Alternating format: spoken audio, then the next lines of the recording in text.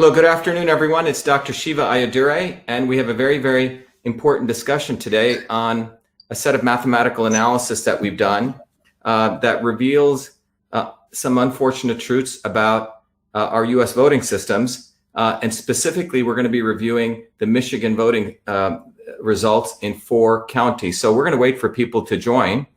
We're having people join us. So we're going to have that process go on. We have about 280, and we're going to wait for people to join. So as people are joining, I also want to share with you, we're joined by 2 great guests, Benny Smith, who Benny and I did a video before, and also a new guest, Phil Evans, and I'll give their backgrounds and I'll wait until people join. But the most important thing we're going to discuss is going to be a engineering scientific presentation, and we're going to follow it in many ways how we present scientific results. We're going to have a little bit of background. We're going to give you everyone a decent amount of education, because there's some very important concepts we're discussing here. But one of the things, as many of you know, I'm very committed to, is to taking very, very complex concepts and putting it into a manner that all of you can appreciate and not only learn from, but then you can teach this to others. It's a model of learn, teach, and serve. We live in a world right now of media companies who cherry pick what they want. They have an agenda. So it really comes down to us. And one of the themes of today's conversation is that, yes, there's an election taking place. And every time there's an election, everyone gets all urgent about that election issue. But we need to take a step back. And we have a great opportunity today to really start looking at much more fundamental issues about what it means to be a citizen, which is we're supposed to have democratic processes. And the fact is, for far too long, you and others and many people have been sleeping. We've outsourced our decision-making to politicians who have their agendas. And we have ended up with voting systems where the input and the outputs are unverifiable. And you're going to see that in a very profound way in today's discussion. But most importantly, I think the key takeaway is it's time that you get educated or be enslaved. And this is beyond a left or right discussion. This is beyond Republican and Democrat. This is beyond black and white. It's supremely fundamental. And it's a aspect of the world that we live in that if we want to truly be free citizens, it requires some significant responsibility on all of us. And ultimately, the people we put into positions of power reflect our state of consciousness.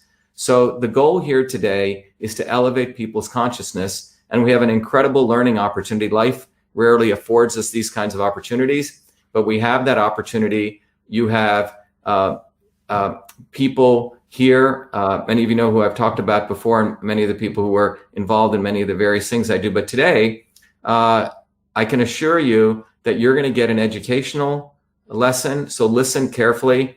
But we have great people who've been working on this for many, many years in a committed way. And the events that are happening give us an opportunity for all people to get educated. So let me just share the screen here, what we're going to be covering today. Let me go to the application window, and I'm going to introduce our wonderful guests. So let me share this. So we have Phil Evans. So if you notice, the title of the talk is A Mathematical Analysis of Trump-Biden 2020 Election Vote Counts in 4 Counties in the state of Michigan. I'm going to be the lead presenter, but we also have Phil Evans. Phil, are you there? Can you say hello? Hello. So Phil we'll give Phil's background, and we also have Benny Smith. Let me bring, Benny, you're there, right? Yes, I'm here. Hello, hey, everybody. Yeah, Benny's also and I'll give people's backgrounds. In fact, let me sort of jump right into it. Just for those of you who are new to me, the area of math and science is something I've had to do for a long time to get a bunch of degrees at MIT, but I'm a scientist, inventor, and engineer, a Fulbright scholar. The election has not been certified in Massachusetts. I'm still a U.S. Senate candidate in Massachusetts. Benny Smith, Benny's a software engineer. Benny, you're also an election commissioner, right? That's right. And a data analyst. And Benny was one of the first people who discovered, probably the first person who discovered, and we'll get into that, the fact that our votes are stored as decimal fractions. Very, very important. But Benny's very, very committed to election integrity. So great to have you, Benny. Thank you for having me. On the phone, we have Phil Evans, who is, like myself, Phil is a fellow engineer, a Bachelor of Science in Engineering. By the way, Benny's been a computer programmer. He's an avid software engineer, well adept at it. But Phil, you went to Clemson. You're also an inventor and engineer. And Phil, when you work as an engineer, you learn some math, and Phil has done some great work, which we're going to share with you as a data analyst. Phil, are you there? Phil? Did we lose Phil? Hello? Phil? Huh. We're having some audio. Oh, okay, we can hear you, Phil. Okay, great. No worries. So what I want to talk about before we jump into this is some very basic concepts everyone should understand. You can look at other videos that we did earlier on this whole election integrity issue, but fundamentally, if you think about that box as your voting system, as in any system, there's an input that comes in and an output that comes out.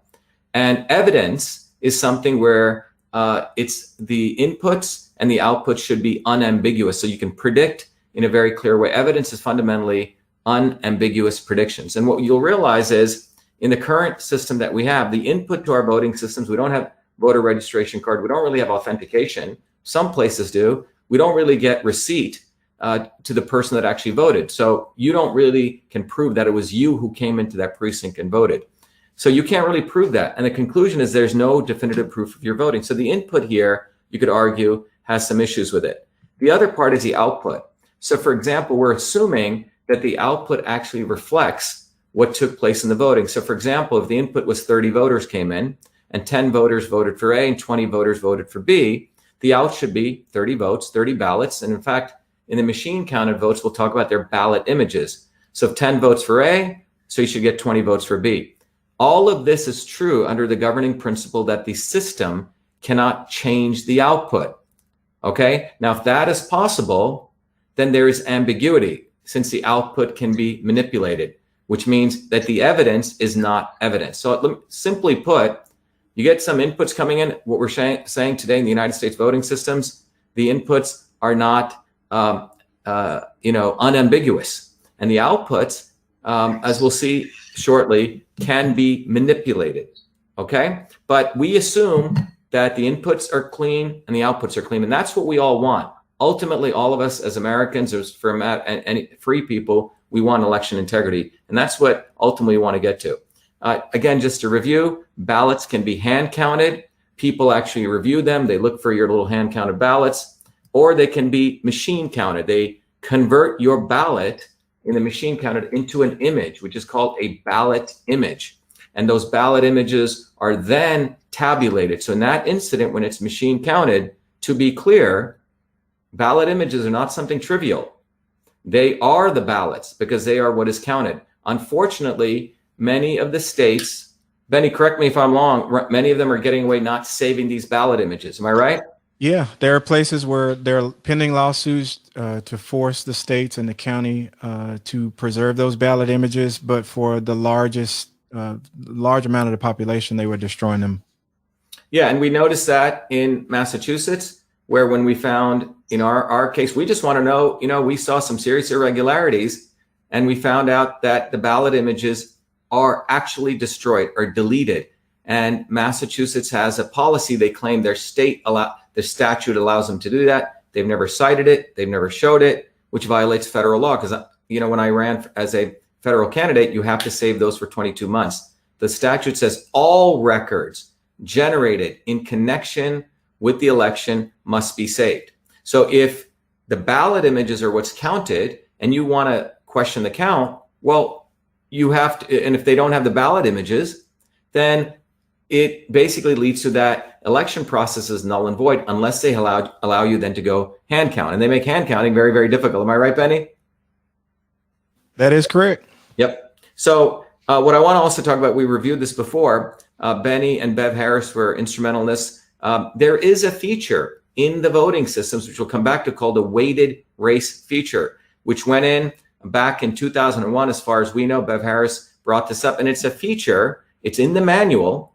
It's documented where the weighted race are tallied by weight. So if Benny got 1,000 votes, I got 1,000 votes, they can literally weight Benny's votes where his votes could be 2 to 1. So he gets two votes for every vote that he got, 2,000 votes. and my votes could be halved. So I get not 1,000 votes, I get 1,000 votes. This is a feature in the system. The other important thing to understand is, I believe Benny, you and Bev Harris did a FOIA, right? In the election of US President, Vice President Cheney, Bush versus Kerry. And what you can see here is the discovery is that our votes are also stored as decimal fractions. So for example, Kerry Edwards, you can see down here, is not 120,360 votes. It's actually 120,360.63. And one of the important things that Benny was able to do, Benny, you went and actually got the Access database. Yeah, these were a result of court cases because people were protesting the elections, and back then candidates weren't as willing to sue, but there were a number of them who did, and then they were able to get access not to the source code, but just to some of the information that the election was tabulated in, and this was the GIMS database from Premier Diebold at the time. But what you see here is the total votes, which is a number, is stored as a double. And again, you can see the other videos, but fundamentally our votes are stored double. In computer speak, means it's stored not as a whole number, but as a floating point variable. So it's not, if you got, let's say 10 votes, it's not stored as 10, but it's stored as 10 point something, as you're seeing here. Okay. So this is some of the background. In our case where, so Benny, you and I connected when you saw these irregularities. Bev Harris pointed us, so we built a relationship. And then Benny connected me to Phil. Phil basically has done a lot of data analysis. We're going to share with you some of the graphs he's done, which are very, very illuminating. But Benny and others like John Brakey in our U.S. Senate election in Massachusetts, where we clearly knew we won, but we did something interesting. We went and did FOIAs, and we asked for the participating voters, which means the number of voters who actually voted, which is this tan column, and the number of votes cast, which is the actual ballots. And what we found consistently in at least the 7 cities that gave us data, there are more votes than voters. Okay, so this was something illuminating. Then Phil Evans got involved. And Phil looked at the data of our votes in Franklin County, for example, where we won, the only county where 70–80% of the votes are hand counted. We found out that as the number of votes proceed, you see that the votes, these lines represent our vote accounts. Mine is the red and my opponent is a blue. You notice they flatten. And this is how curves should look over number of votes, they flatten. However, in all the other counties where the votes were machine counted, the votes do not converge. They have this parabolic effect. Right, Phil? And that parabolic effect, Phil, is one of the big indicators of something going on, voter issues or election fraud. Am I right, Phil? Correct. Yep. So that's what we're showing here. So anyway, that's the background. Let's jump into Michigan. So the reason I gave you that background is we have 2 great people here. I got involved in this. Not only as a mathematician, as a candidate, but when I saw what happened in our election systems here, Phil and Benny and I have built a very close working relationship. So let's jump right into Michigan. I know everyone's waiting for this. I hope you enjoy this, and we'll have Q&A. Jen will help us with that. So in Michigan, there's around 86 counties, and what was analyzed here was a top 4 counties were analyzed: Oakland County, Macomb County, Kent County, and Wayne County. By the way, all the data we're looking at, there's 2 sets of data: the early voting data, and then the voting data on election day. In some cases, in Kent County and Wayne County, we combine them. But so there's 2 sets of data. So let's proceed.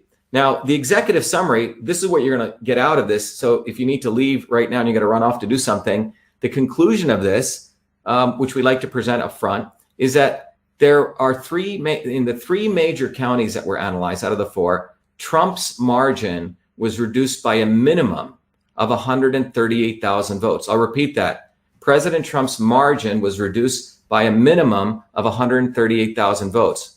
So what that means is Trump's vote total was decreased by 69,000, and Biden's vote total was increased by 69,000. In short, 69,000 votes were transferred from Trump to Biden in these counties, and they varied across those counties, but a total of 69 counties.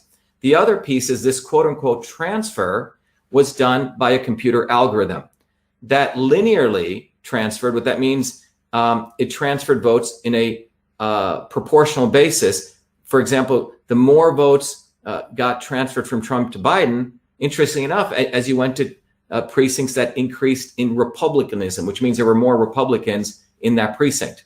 So basically, and we'll show you, so the vote transfer really occurs more in Republican-based precincts and less in non-Republican-based precincts. Okay?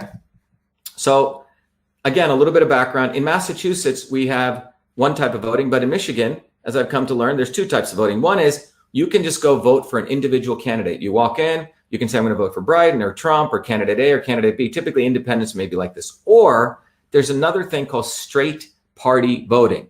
Straight party voting, which means you just go in and you say, I'm just going to vote for all Republicans or I'm going to vote for all Democrats. Okay? So obviously, President Trump is running as a Republican. When you do straight party voting, he gets that vote. If Biden is running as the Democrat candidate, he gets the Democrat vote. But there's two types of voting. Interesting enough, each precinct tracks a voter either as casting the straight party vote or the individual candidate vote. Okay, they are separated. And Phil, in the analysis of the data you got data for Michigan in both forms, as I understand. Correct. Okay, so now so to give you an example, because again, part of here is we're going to discuss complex stuff, but I believe we just tested this on a bunch of our friends here. Everyone got it, so don't worry about the math. It's going to be easy, but let me just keep it simple. Okay, now there's two types of voting at a precinct, and here's an example. So let's say 200 total voters go to a precinct. Okay, so 200 people walk into that precinct. Let's say 100 of them decide to vote the straight party method. So and let's say the votes happen to be 60 votes for Republican candidates and 40 votes for Democrat candidates. So that would be 60% R, 40% D. So that you could argue that that precinct of voters who chose to do the straight party method, it's an indicator of the demographics that that precinct is probably likely a Republican. The other 100 voters who didn't want to do the straight party voting, they chose to do individual candidates. And in this case, we're looking at, let's say 65 votes went for Trump, and let's say 35 votes went for Biden. So that you'd have on the individual candidates percentages, 65% Trump, 35% Biden. Now, when you got to put it all together, you'd have the total vote count. So you'd have, just to be clear, this, if you want to count the Trump votes, so 60 votes for people who did straight party would come to Trump. That's at 60. 65 who did for the individual. So 60 plus 65, we have 125. So 62.5% of the votes went to President Trump. And then you have 40 from the votes for the Democrat straight party and 35 for Biden. So that'd be 75, so 37.5. So that's what the news would report, okay? But this is an example to give you an understanding of the straight party voting method and the individual and how they combine. Hope everyone's got that. Okay. Now, the analysis that was performed here compared two very specific metrics. So these metrics were plotted on the x-axis and the y-axis. You need to listen very carefully here, and I'll go through it very slowly because this is probably the most important thing to understand. We mathematicians, we engineers, we can sort of grasp this, but none of this is valuable if this kind of knowledge just gets hidden away in some affidavit in some lawsuit, or it's just put away in some, brief somewhere, or it's just in some, YouTube channel no one sees. So the goal of this part I'm going to go through right now is to educate you in a very methodical way so you can teach this to your friends and family. So listen very carefully. So the analysis here include two metrics, right? So one metric is plotted on the x-axis. The other metric gets plotted on the y-axis. So one of the metrics, so we're going to compare, by the way, the data for any county is going to be, so for any county, we're going to look at all the precincts. Some of these counties have 200, 300, precincts.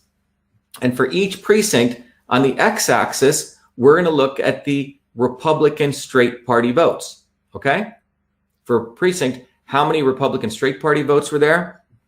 And on the y-axis, we're going to look at the direct Trump individual candidate votes, which means how many people voted directly for Trump. Okay, so it's focused around Trump here.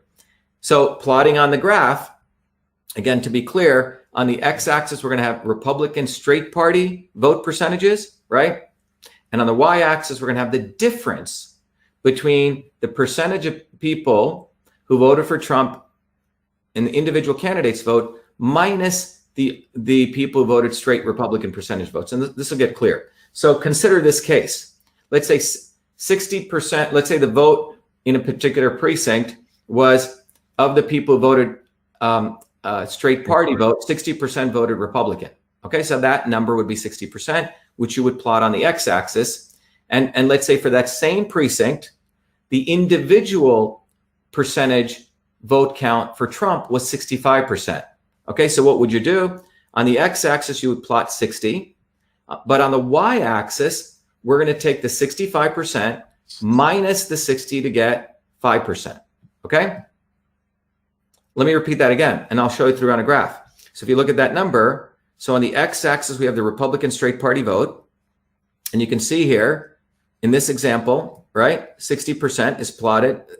We go look along the x-axis. And along the y-axis, we're doing this calculation of the percentage of votes Trump got minus the percentage of votes that for the Republican. Now, why are we doing this? Well, if you're a Republican, most Republicans probably voted for Trump, okay? Now, in some precincts like this one, it looks like 5% more people, which could have been Democrats or independents or others, even Republicans, voted more for Trump, because this means Trump actually got 65% minus the 60. So, and if you look at another example, this may have been, if people want to believe the bias, all Republicans are very wealthy, et cetera, this may have been a wealthy Republican neighborhood. And that maybe this was a quote unquote working class neighborhood, which was, let's say, more Democrat. Again, this is a bias. It's not true actually, but let's assume this. So in this case, along the y-axis, we see the straight party vote in this precinct, which may have been a very different neighborhood, was 7% Republican. And even in here, in this case, we're saying Trump may have gotten 12% minus 5%. So that's what we're putting up here. Benny, does that make sense? Everyone? Got it.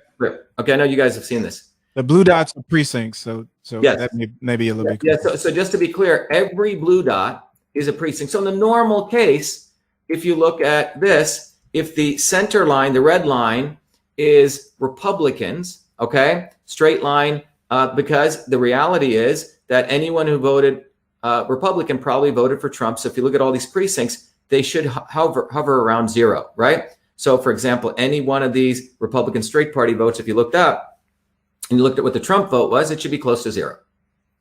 All right? Any questions? All right, good.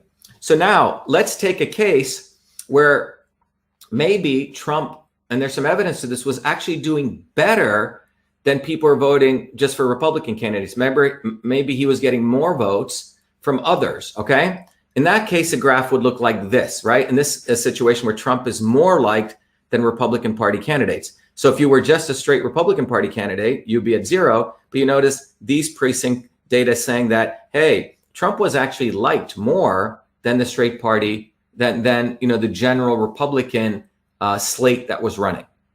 Okay, so that's sort of gives you an idea, normal case, and this could be where Trump's liked. Now we're going to go into the data that Phil analyzed.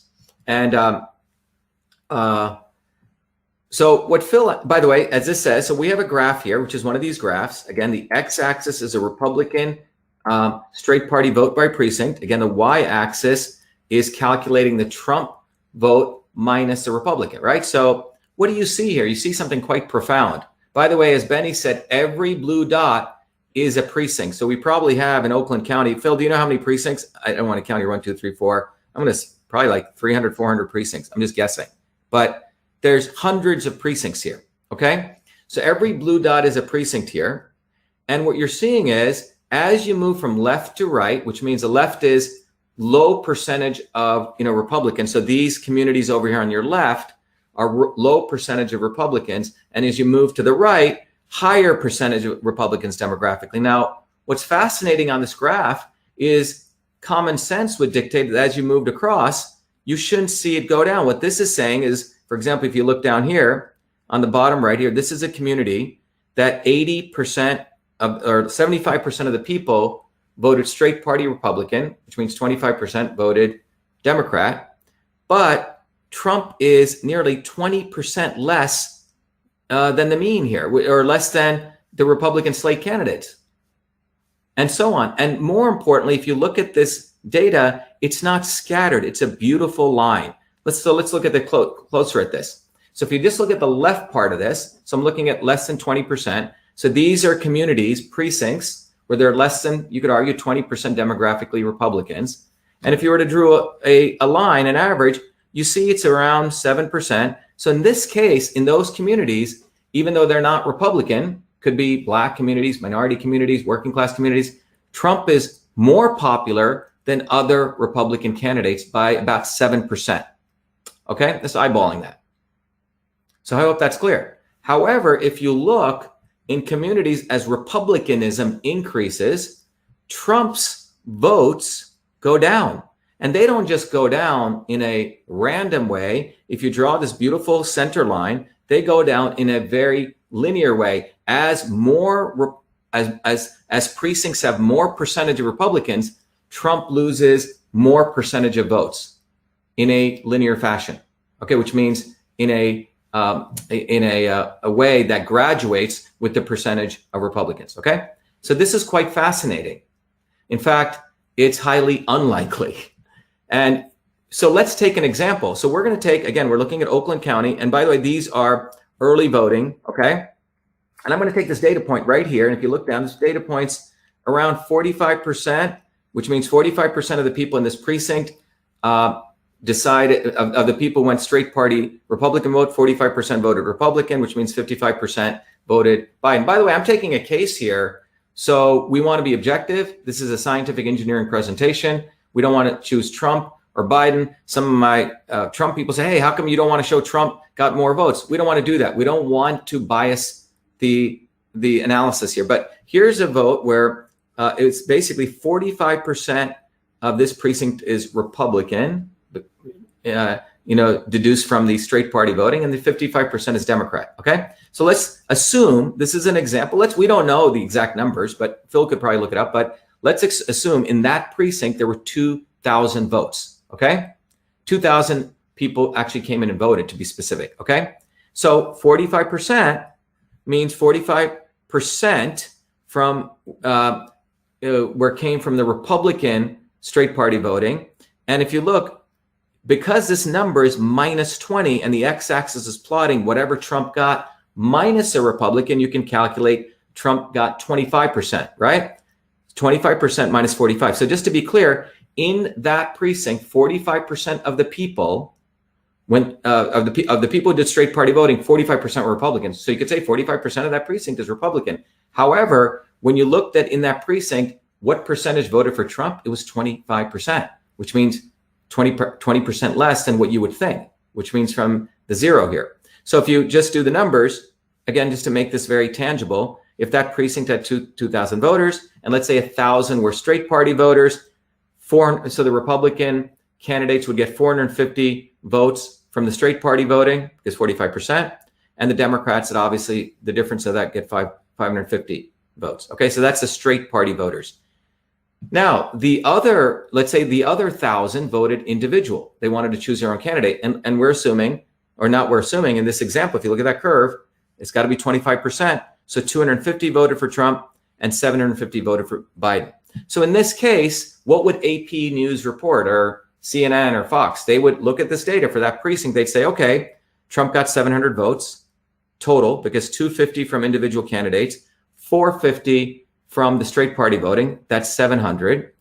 And 700 out of 200 is 35%. Biden, however, got 550 votes from straight party voting Democrat, and he got 750 votes from Biden, from individual people voted. So that's 1,300. So he got 65%. And the news would report Trump lost to Biden by a margin of 30%. Okay. Now, each one of these precincts has been calculated. Okay.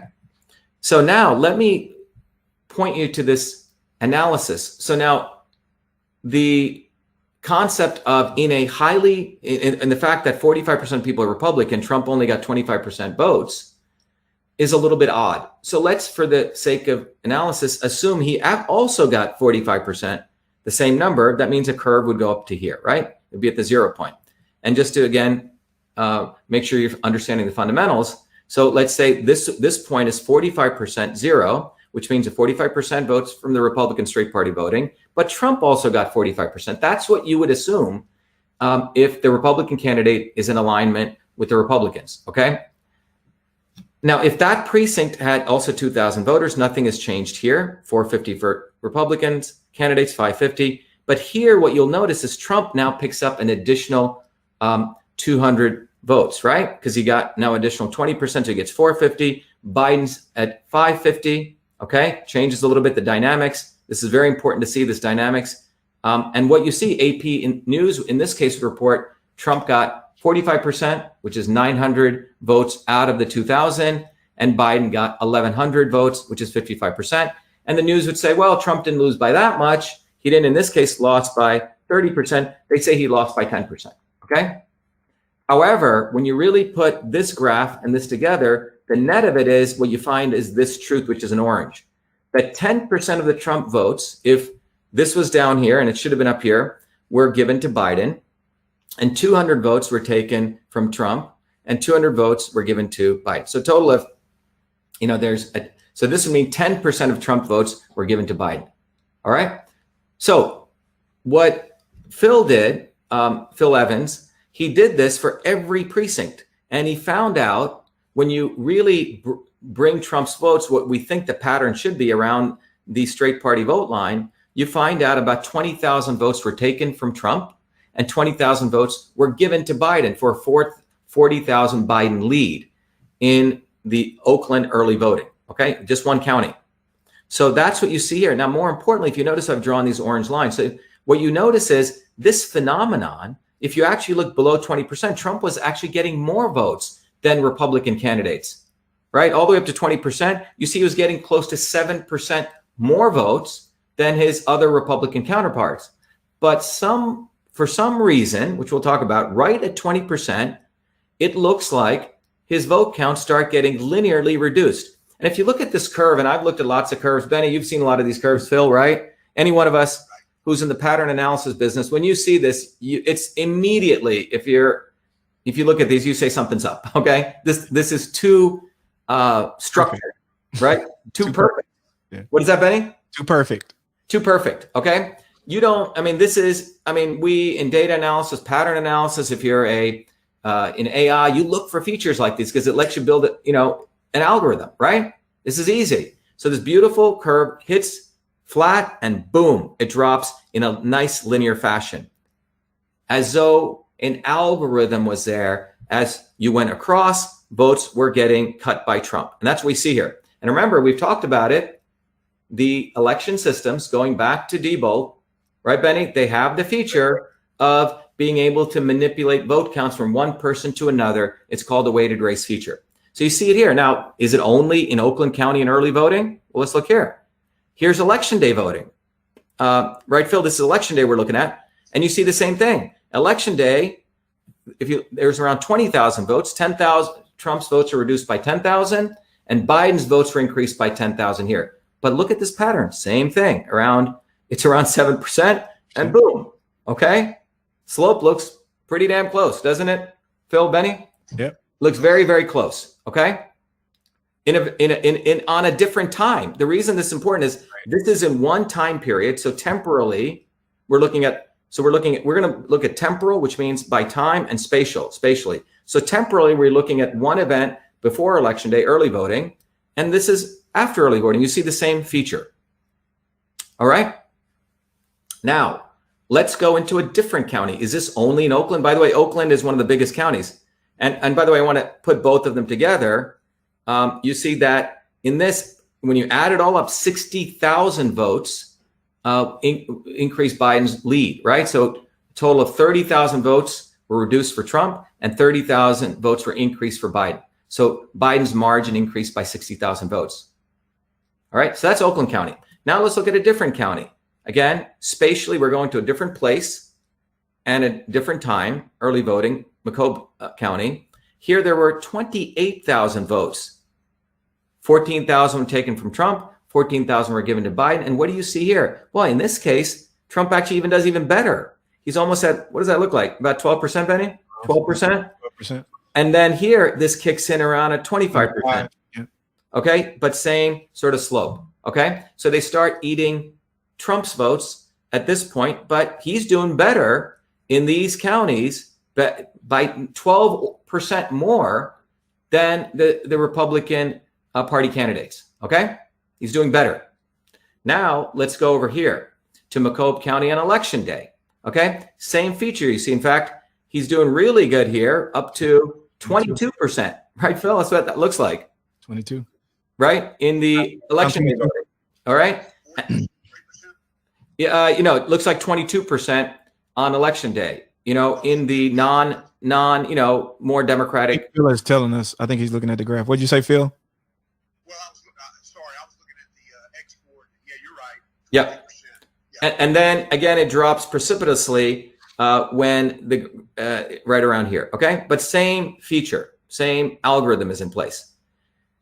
By the way, when we say same algorithm, it can be weighted for populations, et cetera. Now we look at, again, the same thing here. So total, when you look at Macomb County, a total of 16,500 votes were taken away from Trump. By the way, these are minimum. And 16,500 votes were given to Biden. So a total of 33,000 leads. So if you take 33 plus 60, we're up to 93,000 votes between Macomb and Oakland County. Now we want to look at Kent County. And Phil, when you generated this data, I believe you combined both early and election day. So we have all of it together. And here you see nearly 45,000 vote margin for Biden, which means around 22,500 votes were taken from Trump. 22,500 votes were given to Biden. And what you see here is a 45,000 margin. And again, in these communities, which are more Democrat communities, Trump's doing well. And then again, the algorithm kicks in and Trump's votes start getting eaten. And what's fascinating about this is here's a community which is nearly, if you look at this precinct right here, that's 85% people who came in, voted Republican, and Trump's down by 25%. Just think about that. So that means Trump actually got 60% here votes, or if that's 85, you got 60% here, less. I'm sorry, it was 60%. There's a 25% difference. Okay, you could even make the argument that even if you want to believe that Republicans hated Trump so much, the larger that the population size were, they still wouldn't be able to hate him in such a perfect line. Exactly. This is the important point. So we'll come to this in our conclusion. But people like Mitt Romney have said, well, generally Republicans are still Republicans, but they got tired of Trump, right? But you wouldn't see it in this beautiful linear straight line. It would be like a cluster, and we'll talk about that. Very good point, Benny. So that's the data. Now, before we go, we do have a fourth county, which is Wayne County, predominantly Democrat. Okay. And what you're going to see here is something quite alarming, but also spectacular, is this graph. What do you see here? Isn't this fascinating? Wayne County, in fact, it looks like at least this algorithm was not applied. Maybe they did other stuff, and we're not going to even speculate. We want to take a scientific approach here. But what you see here is, look at this. When you put the Trump line, it looked like Trump was doing 10% better. Now, these are predominantly Detroit. I would say, Benny, would you say predominantly Black communities? So Trump is actually doing better. He was actually doing better. And there was some evidence that a lot of the people in the Black community were moving away to Trump. Maybe not to Republican voters, but to Trump. And you see that phenomenon here. So our view is, that this algorithm, what we're talking about here, this algorithm was not applied here. Maybe something else was, we haven't detected it, but it's clear that Trump was doing better among Democrat precincts. The other point, Shiva, is you could see that you could establish some real upper and lower control limits here, because there is the presence of a line. But with the other ones, it's going straight down. There's no such thing as an upper and lower control limit. Right. So I mean, it's almost like we call it a transistor function, right? At a certain point, you cut off. And transistors go straight down, but this kind of, from an engineering standpoint, it's a ramp function. But anyway, not to get too technical, but the point is, Wayne County, we don't see this algorithm in place. So we say, quote unquote, no cheating, no algorithm applied. So that's the data. So what do the results show? Let's conclude on the results. Well, the algorithm that's there moves Trump votes to Biden. That's what it's doing. And I don't think anyone will argue with it, because we've seen Trump votes moving to Biden. The second thing is that as precincts increase with a higher percentage of Republicans, greater percentage of Trump votes are transferred to Biden. So you would think, wow, more people are Republicans in this precinct. You would think Trump would do better. In fact, it seems like going to Republican precincts was his worst nightmare. You lose more. He lost higher percentage of votes, the more Republican precincts they were. Another way to think about this is the more the precinct was Republican, the more percent of Trump votes are transferred to Biden in that precinct. I'll repeat that. The more the precinct was Republican, the more the percent of Trump votes are transferred to Biden. And by case in point, let's just go look back here at Kent County. This very dramatic graph here. So very Republican. This is almost like 90% Republican. Trump got nearly 25% votes lost there, e.g. transferred to Biden. Okay? That's what we're looking at here. So this is just looking at the data. So the slope of the discount to Trump's votes is the same for each county. That's what's more interesting. What do I mean by that? What is the slope? Again, people, if you have forgotten algebra, right? Y equals mx, this slope, this line, this is a little bit steeper, but by and large, the slope is pretty much the same. Okay? So the slope of that line looks very similar. And that's what we wanted to make here. The slope of the discount to Trump's votes is reasonably, quote unquote, I should put the same for each county. Now, Wayne County, other result, had no algorithm we detected, right? That was just flat. And that was very much like the work that Phil did here in Massachusetts, where we looked at Franklin County. It was all hand counted. Remember that, Phil? It was all flat. We didn't see any changes. Okay. So what's the discussion? So those are the results. Let's have a discussion here. So the algorithm, we believe, is a weighted race allocation method. It's a transfer of a percent of votes from one candidate to another. As we've discussed, the percent is a weighted decimal value, and we can calculate it as we get more data. But clearly, the weighted race method, and one of the things is a weighted race, as we mentioned at the outset, is a documented feature in election systems as early as 2001. And all major vendors, we had a discussion about that, right? It's not just Dominion, it's all of them are believed to have this feature. Diebold, as we showed in 2001, had, maybe it was earlier, but Bev Harris's work uncovered it was originally in the Diebold systems. Am I missing anything there, Benny? No, that the breakup of the election industry started with Diebold. So all of the software that the other vendors probably would have used, the source code would have originated from the Diebold. Right. Yeah, right. So there we go. So let's go back. So what we see here, so that's a discussion. The other piece of this discussion is this: why are more percent of Trump votes? So we want to ask some questions. You know, in science, in engineering, we have to actually solve a problem. So you have to get down to the heart of the real problem, right? We're not politicians here. Phil is an engineer. I'm an engineer. Benny's an engineer. We all program software. We can't BS our way out of talking our way out of stuff. Our software doesn't work. Something's wrong. So we always have to ask some profound questions to find the heart of the issue. So one question is, why are more percent of Trump votes transferred to Biden in precincts that have more Republicans? It's an interesting question. Second question is this: are both Republicans and Democrats involved in supporting this algorithm? Interesting question, because you have Republican precincts and in Democrat precincts, the algorithm is not on. So what's going on? Are both parties involved? So, and the other question we probably need to ask, and again, this is more research, are both parties aware of such features in these voting systems? We're hearing now news, there's lawsuits against Dominion, right? That's happening, others. But, you know, are both parties aware of these features? Another question is it possible that this pattern is normal and explains a normal voting pattern? What do we mean by this pattern? We're talking about that line going, just to be clear, we're talking about that line going across and then coming down at a certain point, that pattern, line going across and coming down. So is it possible that's just normal? Well, that just happens. This is not no algorithm, you know, you guys are trying to say, but you know, is it possible that's normal? And we had a big discussion among our team on this because we really wanted to, again, provide everyone, because we think this is a very important issue for the entire country, for that matter, those people who have suffrage now in the world and we're relying on these technology systems. Maybe is this just normal? Well, you know, and in fact, for example, Mitt Romney would say, and he has said this, the pattern makes sense. He would say, look, since Republicans stayed Republican, but no longer like Trump, this could be true, right?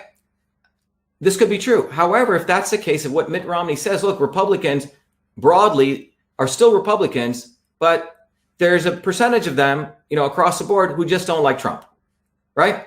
They just don't like him. Trump lost votes, and that's just the way it is, okay? Well, if that were true, what would you see? You would see this. Right. You would see all these precincts deviating from the norm, at some distribution like this, all right? But that's not what we see, right? But that's not what we see. What we see is a predictable line, a decline of dislike for Trump with increasing percentage of Republican precincts. We actually see this. We don't see this. If Mitt Romney was right, you would see this. Or if any rational person would write, oh yeah, Trump just pissed off a lot of Republicans everywhere. Well, across all precincts, you'd see this everywhere. But what we see is this. In fact, we see a beautiful line, which you could go back to your Algebra 1 class and write an equation for y equals mx plus b, and I could draw that line. I could calculate it precisely. So precisely, I could put it into a computer program.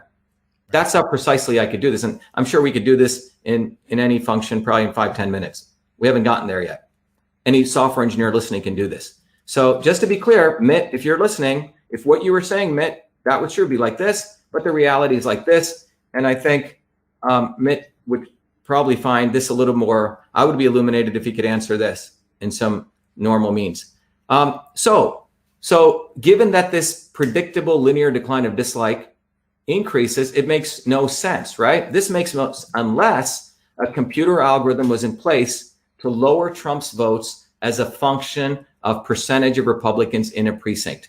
In this case, linearly, okay? That curve, boom, it goes down beautifully linear. So let me just bring that back to everyone, and I'll ask Phil and Benny if you want to add, and we still have some other stuff to finish, but what we're saying is that beautiful point where it's nice and flat, Trump's actually doing well in non-Republican precincts, and then it's like a switch gets turned on and it goes down linearly. Our position is that could only be done by a computer algorithm in such a precise way over so many precincts, okay? It's not like, because over so many precincts, you'd see some random fluctuations. You don't. You see a nice little line going there. Phil and Benny, do you want to add anything to that discussion point? Phil's the man. Phil? I mean, you said it pretty well. The main thing is, Benny, I greatly respect the work you've done. And is there any doubt in your mind, what percentage chance is it that what we're seeing is not a computer algorithm? Let me just ask that for everyone's audience, because Phil's on phone here, because he's got, what Phil asked Benny is, what is the chance that pattern, let me go back here, the pattern that we're talking about is just not a computer algorithm? That was the question Phil asked you, Benny. Yeah, I rarely would say 0%, so I maybe say 1%. If you get in trouble if you don't leave a little room for error. It's just not something you would see. Again, the engineering is reversing the organization of the precincts, and as they grow in size, at some point you're supposed to strike an average. So that means if we got to precincts, if they were continuing to increase and we had 100% turnout, then that number would just grow further in the size, and that line and that slope would continue to go down. And that is literally the presence of something that is not, it's barely germane to something that's natural. It's something that's artificial. Right. So that's the bottom line here. So the bottom line is, this is the probability of this from any mathematical description, you would call it, I'm just going forward again, is unlikely. Now, so the future research questions we have as scientists and researchers is, hey, are both parties, Democrats and Republicans, aware of this algorithmic process? Another question, is a coup underway? And who would be behind such a coup? Democrats, Republicans, or both? Or you could argue, did Biden win legitimately? That's all. How much possibility? What's up? Did he have a landslide and we just don't know it? Yeah, did he have such a massive landslide? Because we analyzed one county based on someone saying that they saw some switches and it being confirmed that votes did switch. We've analyzed this in this mechanism for 4 or 5 years. I've done it with Phil for at least 2 or 3. So we already knew how to go and look, but it was kind of a gift that somebody acknowledged that it was there. Yeah. So, but again, we're being open. Our goal is to just ask these important questions. Again, the questions in the future, are both parties and Democrats aware of the algorithmic process? Is there a coup underway? Who is behind such a coup? Democrats, Republicans, or both? Or did Biden win? Now, the conclusion that we have, because ultimately, why are we doing this? Why, important question left is why. I think what we all want is the inputs and the outputs today in our voting systems are unverifiable. That's the unfortunate truth we all have to deal with. And if we don't deal with that, we're sleeping. We're not being real citizens, but this is the God's honest reality. If we take away our rose-colored glasses, for far too long, we've been looking at Venezuela or Afghanistan or other countries. Oh my God, those have banana republics. But the reality is the United States voting systems, the inputs and the outputs to our voting systems are unverifiable. That means the evidence is ambiguous. So how do we get out of this? So now that we've identified the real problem, which is first bullet, what's the real solution? Well, here are some attributes of those solutions, we believe. One is we need verifiable inputs. And what that means is we need permanent voter registration, for example. What that means is, wouldn't it be nice if we actually had some way to have a voter registration card? And this gets over the Republican-Democrat rift on this issue. The second issue is open source of software. All of these softwares are owned by a few companies. We can't even go in and see which switches are turning on. It should be open source.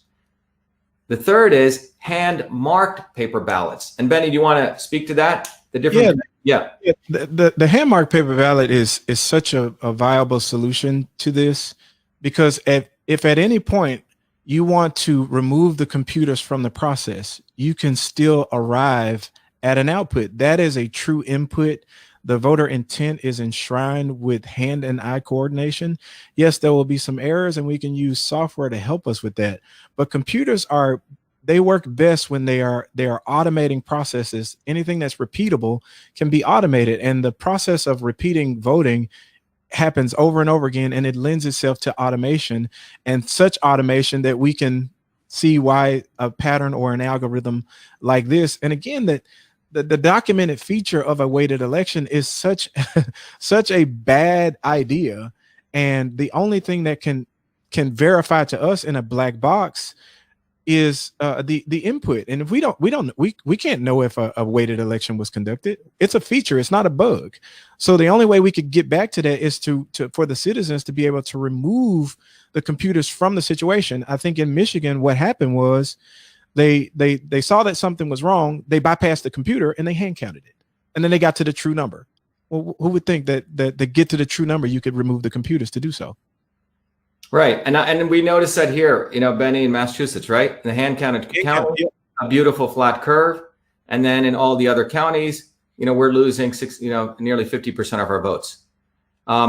So the other big thing is we need to save the ballot images pursuant to law. One of the big things that John Brakey illuminated me to in this whole process is that when you go to the machines separate from the hand-marked ballots, but if you go to those precincts which have the machines, when you take that piece of paper and it goes in, it creates a ballot image. So it takes a photo literally of your ballot. Now, the important point is what is actually counted. No one's counting the paper anymore. That's stashed away.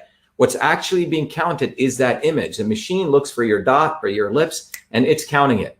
So this is a very important legal and a rational and common sense argument is that ballot image is the ballot. That is a ballot. That ballot image is a ballot. And some people in the election integrity world were sort of iffy about this, but it is the ballot. So as we know, those ballot images, many of the states are deleting them after the election. They're throwing them away. But if you think about it, the paper comes in, the ballot image is created. And as I understand, is when I went through the manuals, Benny, several of them, the saving of ballot images is a factory setting. There's default settings on those machines. It's save all images, save write-ins, and delete them. And I think the ballot voting companies are trying to be in compliance with federal law. Federal law says you have to save any records generated in connection with an election for 22 months. 22 months. So those are supposed to be saved. But in places like Massachusetts, I was quite shocked. when I found out that they don't save the ballot images when we asked for the FOIA. And then it also turned out that they claim that the Massachusetts state has a different law that allows them to delete the ballot images. And when I shared that, everyone listening, that's why I was away. A lot of my people on Twitter said, Shiva, where have you been? You've been away for 21 days out of my 35 days in my federal election, because I shared the email communications with the Secretary of State, sharing email conversation where she's admitting that Massachusetts destroyed, deleted, quote unquote, not stored the ballot images. When I put those up, the Secretary of State contacted Twitter, had me banned for 21 days. And this is not just me claiming this. We took it to federal court. I asked for an injunction against the Secretary of State, and courts do not like to issue injunctions. Judge, You pro se? I went pro se against three. No lawyer in Massachusetts wants to go after the swamp here. Right. I don't know law. I had to learn all this stuff. Presented myself a 34, 50-page brief in front of the judge. Judge Mark Wolf agreed with me, and he said that the Secretary of State had induced Twitter, told him he cannot call Twitter, told him that we also discovered something even more profound, Phil and Benny. This is even more amazing. This is part of our bigger lawsuit now, that there's an organization called the National Association of State Election Directors. Look it up, NASED. Jen, you may want to put it out there. This organization is a nonprofit controlled by organizations like Rockefeller Brothers, and this is just fact. You can look at it, and by the Murdoch Company.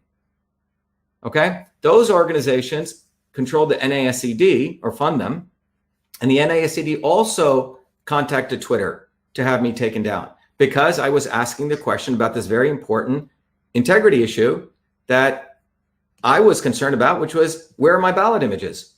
Okay? And the state deleting ballot images, which is a violation of federal law. So we talked about this earlier, and I think John Brakey talked about it. He said we should publish the ballot images, because if you have the images, put them up on the internet. We could all do a public recount. If I could add a thing, but John Brakey represents Audit USA, the Audit Elections USA, and they filed a lawsuit in federal court for the state of Florida. And I think the end result was they agreed that they needed to preserve those ballot images in Florida. They didn't give them to him, but I think they did mandate that they had to preserve them based on the federal statutes. And in fact, the federal statute, when I went and read it, Benny, the reason the federal statute was created was because the states were deleting them. Right. But they said for federal candidates, you got to save them. Right. And they're not doing it, which means that the numbers that we're seeing, you cannot verify from the ballot. If you can't verify from the ballot images, well, you got to hand count everything. That's the only way.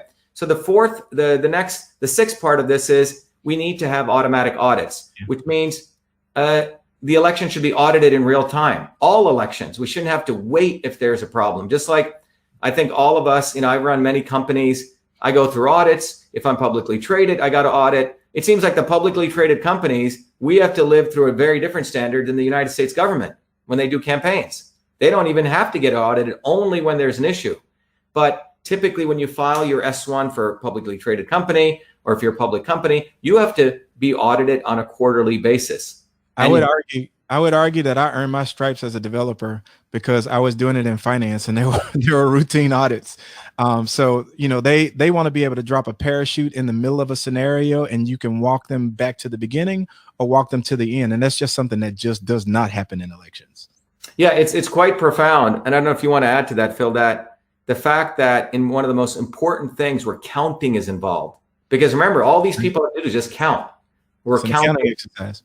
And you could argue the counts that they're doing are more important than counting money, right? We're counting the future direction of who's getting elected, policy, which controls billions or trillions of dollars, that in that process, there is no audit. So one of the proposals here is we need to have automatic audits. And finally, is at the end of when an election takes place in any one of those blue dots, a precinct, they actually have the poll tapes, exactly what the vote counts were. Well, all of those should be published immediately. Instead, what we do is we wait until they're transferred somewhere else. And that's another problem, right? Where the vote could be manipulated. That's a really bad problem. And there were a number of initiatives that started. This happened for me in 2015 when I took a picture of a poll tape. anybody can see what happened for that scenario. But there are a number of initiatives. There was scrutineers.org, there was Smart Elections, there was Protect Our Votes, there was CSAY 2020. There were a number of organizations, and their entire purpose was to document what was happening on election night. And what they were finding, it was in certain places they wouldn't publish the poll tapes despite state laws saying that they had to. They would publish them and then withdraw them. Transparent Elections in North Carolina, I think they won't give them the poll tapes. I think Lynn Bernstein of that organization, she's there now trying to get the state to give her the poll tapes. So federal statutes should just include that as a part of the process. It commits data to the record, and you can use a system of accounting, because like you said, this is counting. This is an accounting exercise. Put a bunch of CPAs on this and they'll tell you what all the problems are. Yeah, I mean, and you look, there are a lot of people who know this. So the issue behooves anyone, or the issue question brings to point so just to keep it simple on the poll tape issues, when an election night ends, when you have 100 precincts, each of those machines generates the actual results, but we don't get to see those results right away. In the old days, you had the town crier. Remember, in every town, they would announce the votes, and the guy would go out into the middle of the square and he'd say, Benny got 20 votes, Shiva got 10 votes. And they'd announce it right then and there at that place, decentralized. When you centralize everything and you give it to some developer, some company, etc., that's where manipulation can take place. You can reduce that significantly by right when the data comes, you town crier it out. You let everyone know. And that's the issue there. And to your point, when Michigan corrected what was, first of all, there's no such thing as a glitch. Let's just clear that up. Computers do not run code and compile. No compiled code can decide to change its mind. So the way that Michigan caught the error was they went to look at the printed out poll tapes, I think, and then they compared that to the tabulated results to find the errors. Yep. Yeah, so that I think that's the point, is that if the poll tapes are there and they're just part of standard process, you don't have to wait for a nice situation or a lucky situation. So what is to be done? Well, this is a view that this is a position. One view is, you fire the Democrats. We fire the Republicans.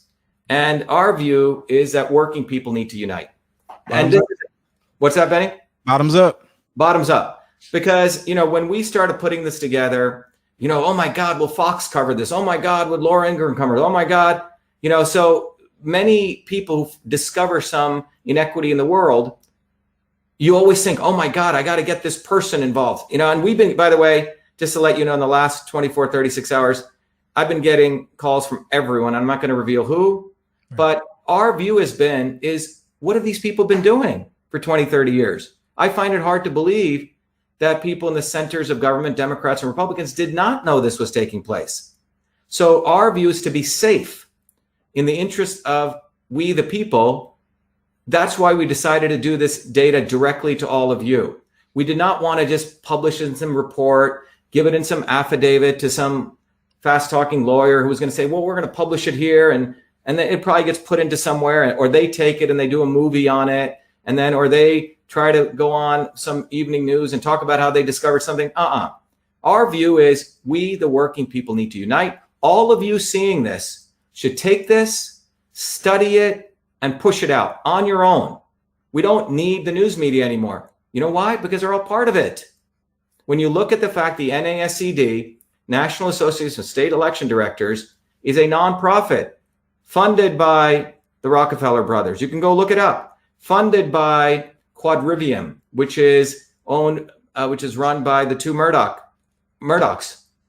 One of them, by the way, is Fox News, and the other one, we don't know. But one of them doesn't really like Trump, as I understand. The woman, Carolyn Murdoch. And you can go look at this. But the issue is, by the time we figure out what they're up to, and will they get our data, will they give us news time? Time is gone, and they're on to their next gig.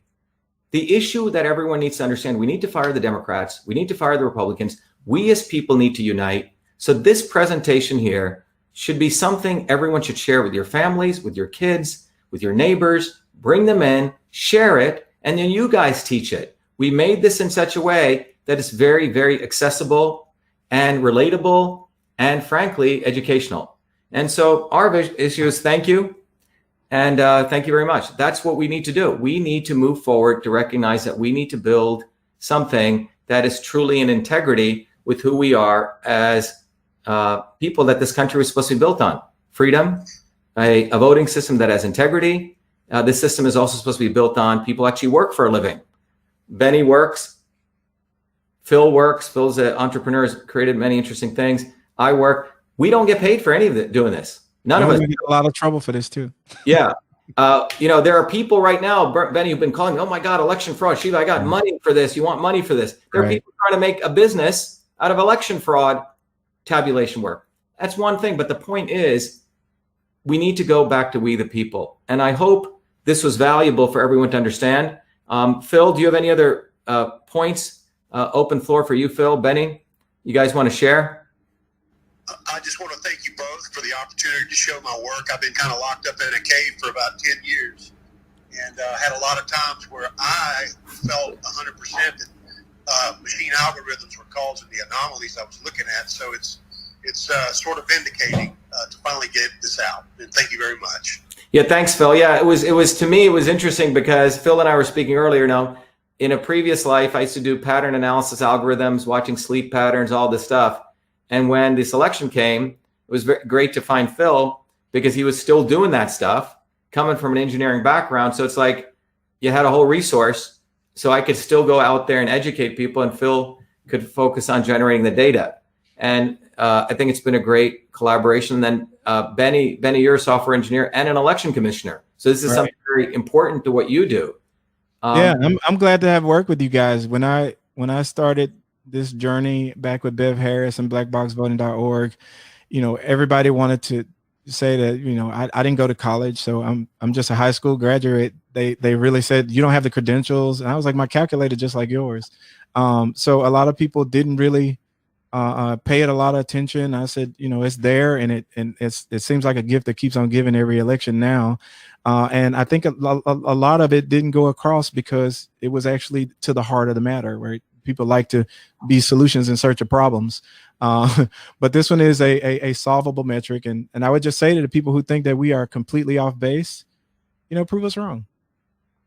Yeah. And I think the most important thing is this is out there. We didn't give it away to some Democrat establishment or Republican establishment, even though we have good people who are on the ground who may be a lowercase d or an lowercase r or an independent. Forget the party establishments per se, but there are people coming out who are interested. And I think this is a profound and historic opportunity where we are right now. But it really comes down to you wanting to get educated and not be enslaved. If you don't get educated, you will be enslaved, period. You will be enslaved. So this is really up to you. It's not about Trump. It's not about Biden. It's not about the Supreme Court. It's not about Tucker Carlson. It's not about whoever, Anderson, Cooper, whoever it is. This is about you. Do you want to get educated? Do you want to understand that the foundational basis of our democracy, the systems, the technology systems that run it, and the processes are fundamentally flawed? And that's what we want to bring up. And it's a great time to bring it up because everyone's asking about the election. Well, we just shared data with you on Michigan. Yeah, and can I make another point? Sure. We are literally doing this so that the establishment parties or the individuals who are behind a lot of the chaos that we see or are not behind it, take it away from the voter. Everybody's saying that the voter is committing the fraud, right? It's not voter fraud. Let's just correct that notion. Yeah, it's election fraud. It's not voter fraud. I'm not trying to keep a guy in power with his $200,000 a year job and $20 million in contract. I think he has more incentive or he or she has more incentive to want to stay in power than I am willing to commit a crime so that they can. Yeah, I think this is an important point. It's interesting how those in power always try to flip it back on the constituency. So I think notice we call this election integrity, election fraud, not voter integrity, not voter fraud, right? I think most citizens would be probably fine with getting a voter registration card. I don't think anyone would have that problem. Right. But I think some of these things of the voter fraud issue are purposely done so you can deviate it over there and you can keep the real fraud continuing in these systems. Anyway, thank you, Phil. Any other closing comments from you? Yeah, thank you, Phil. Thank you, Phil. Thank you, Benny. And we'll be back. Our goal is to educate people. And remember that it's about truth, freedom, and health. That's what this is about. We need to have freedom to get to truth, as we just did here. So we had an open discourse among there. I think, Benny, you from a certain party, me and I'm a Democrat. Parties, Democrat. You know, I'm independent. Phil's a Republican. So this is not a Republican, Democrat, independent. This is an American issue. It's an engineering issue. So thank you, everyone. Stay on, guys. Thank you, everyone. God bless you. Bye-bye.